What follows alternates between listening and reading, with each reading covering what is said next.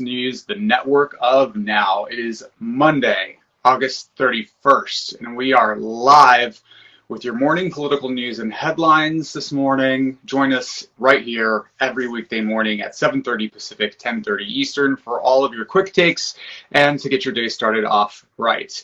So this morning, Wisconsin Governor Tony Evers is asking Donald Trump to stay away from Wisconsin. So as you know, protests have erupted in Kenosha, Wisconsin as a result of the officer-related killing of Jacob Blake. Good morning, Jason Carter. Good morning. Good to see you. Thank you, everyone, for joining.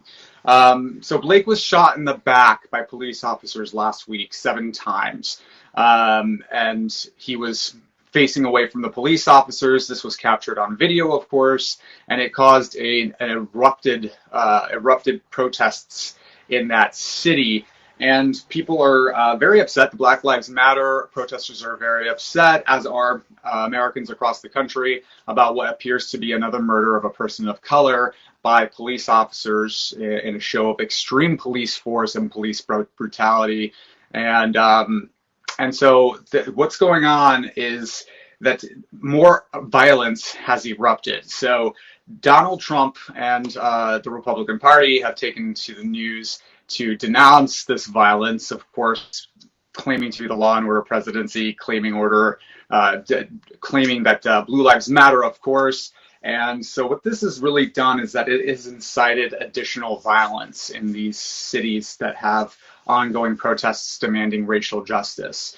And so Donald Trump is planning on visiting Wisconsin and addressing this violence, but what he's really doing is he's encouraging additional violence. As we know, Jacob Rittenhouse was the young 17-year-old in Kenosha, Wisconsin, who showed up, young white man who showed up at Black Lives Matter protests and the protests demanding justice for Jacob Blake. And he came with an AR-15, and he ended up shooting 2 people and injuring a third. This is a young man who has been photographed at Donald Trump rallies as early as January of this year in Des Moines, Iowa. He's somebody who's been radicalized by the language that's been coming out of the Trump administration, and it's a perfect example of why and how fear incites violence. And so when the president gets up and he fearmongers and he talks about carnage in American cities and how democratic cities are, degrading into chaos, then what it's really doing is it's activating young people like Mr. Rittenhouse to encourage violence in those cities. And it's not the first that's happened. Now we have these Trump caravans that are attending protests in major cities and sort of instigating violence with the Black Lives Matter protesters. One protester was killed on Saturday in Portland, Oregon, as a large caravan of Trump supporters and Black Lives Matter protests began to clash. So the Trump caravan came to the Black Lives Matter protests in Portland, Oregon, to basically, cause a little bit of chaos and instigate this violence.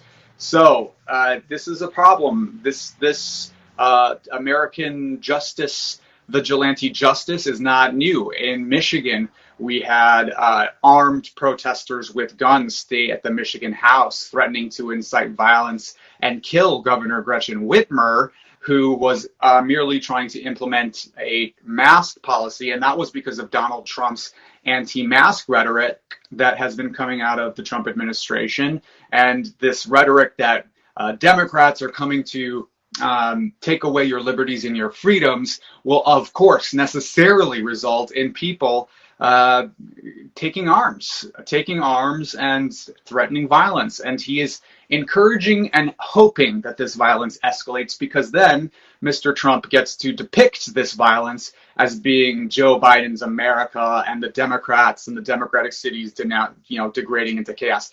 Now, the problem with this is that, and what is really quite genius, if I may, of a political tactic by by Mr. Trump, although anyone with two eyes might be able to notice what a disingenuous tactic it is that this is Donald Trump's America. Donald Trump is currently president of the United States. So when he tries to paint this as being Joe Biden's America, it's a little bit quizzical. It's a little bit odd because, of course, Donald Trump is president, and it's not the first time that he's incited violence against people for political gain.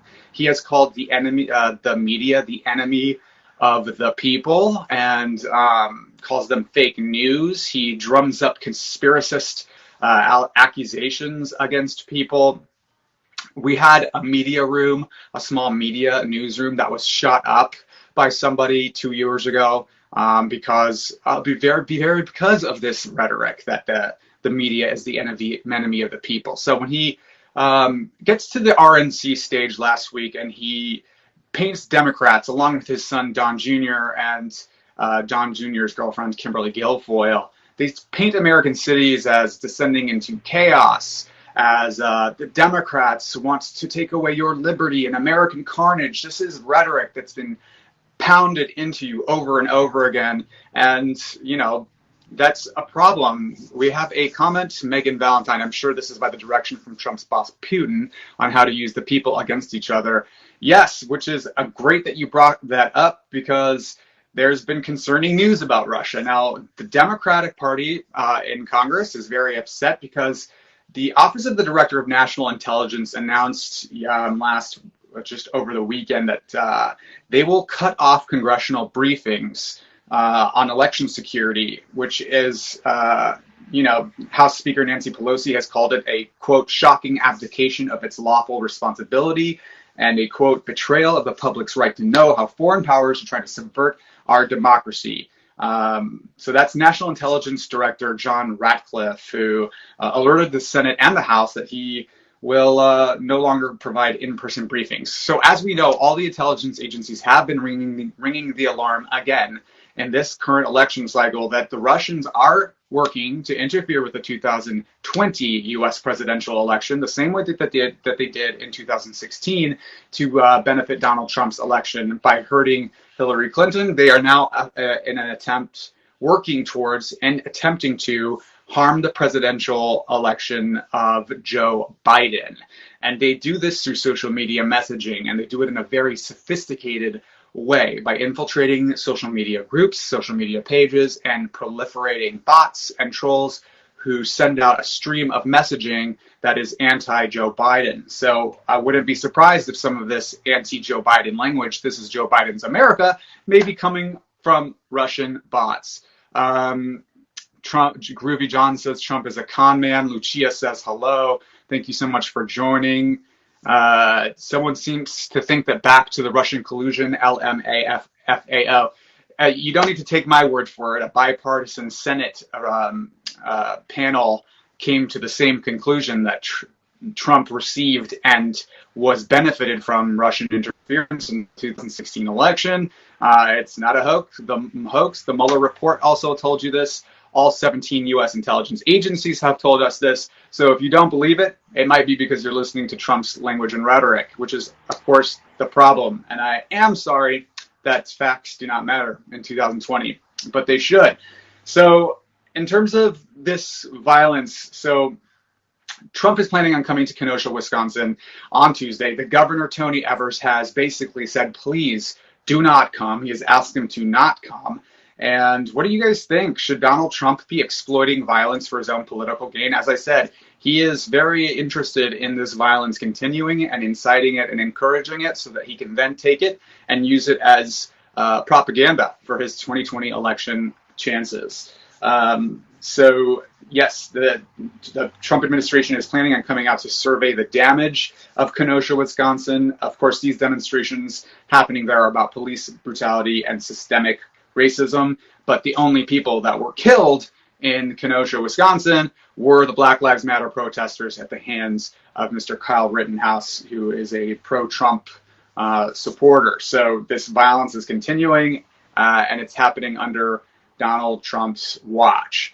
Donald Trump refuses to address Kyle Rittenhouse and the violence that happened at his hands, so he's very willing to talk about the violence that occurs in very small segmented pieces of this and paint it as it being the overall larger picture, as if violence is the norm at these protests, which of course they are not.